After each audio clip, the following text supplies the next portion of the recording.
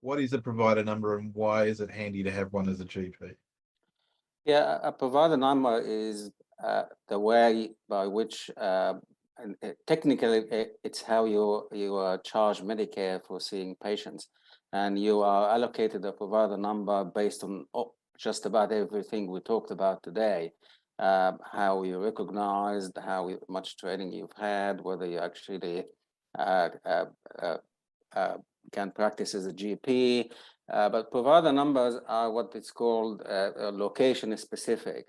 So I have a dozen of them, and each provider number is linked to a certain place. So I work in a practice in the hospital, and although across the road, I have to have one for each. To get a provider number, you have to fulfill a lot of criteria. As I said, it covers everything we're talking about today in the moratorium, the fellowship, all sorts of stuff. And it comes a point after the moratorium has expired and you've got your fellowship, or you can actually get that provider number instantly online yourself by going on Medicare website. Before that, it's quite a complex operation and it takes quite a long time to get a provider number because you have to tick all these boxes. That's how the provider number issue comes, and that's how all these classification areas and addresses and metropolitan, outer metropolitan, and regional and remote and rural, all that comes into what the provider, how you get a provider number.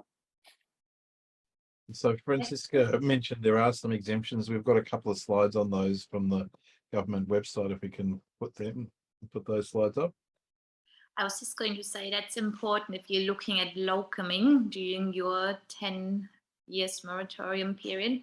It takes about a month to 6, sometimes even 8 weeks to get a provider number. So locuming is not a quick option where you work in one practice one day and then in another one on the next day.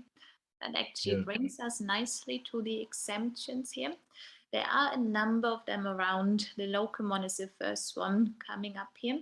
And the way that works is you can, in theory, work anywhere. So in the Melbourne CBD or Sydney CBD, wherever you want, for up to 6 months if there's a need for a locum in that practice. Once those 6 months are completed, you must never ever come back to that practice within your 10 years moratorium. So that's a once-off one. But it is a good way if you wanted to try a practice and just get a feel for it. Then there's other exemptions. They talk about the replacement rule. So if an area was previously an area of need and one of the doctors there leaves permanently, you could take over that provider number. The spousal one I've looked into. It's quite complicated. I think it applies to a non-Australian spouse, and your spouse has to be in a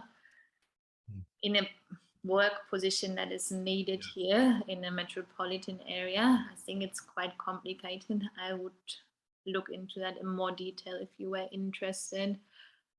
If we go to the next slide, there's a few more options for exemptions out there. After hours is another one. So for those of you who would like to work at nighttime or over the weekend, you can do that anywhere. Discretionary, I've not really come across many of them. You might be wondering why I'm working in Melbourne, because I'm certainly still under my 10 years moratorium. I've completed 3 years of it so far. I've got what they call an academic exemption. That's for people who are interested in teaching medical students. And whilst that sounds like an easy way out, it's actually quite a big commitment depending on which medical school you're working for. You might have a medical student for up to 4 days of the week with you. So it's a big commitment and you really need to enjoy teaching before taking that on board rather than seeing it as an exemption option, I would say.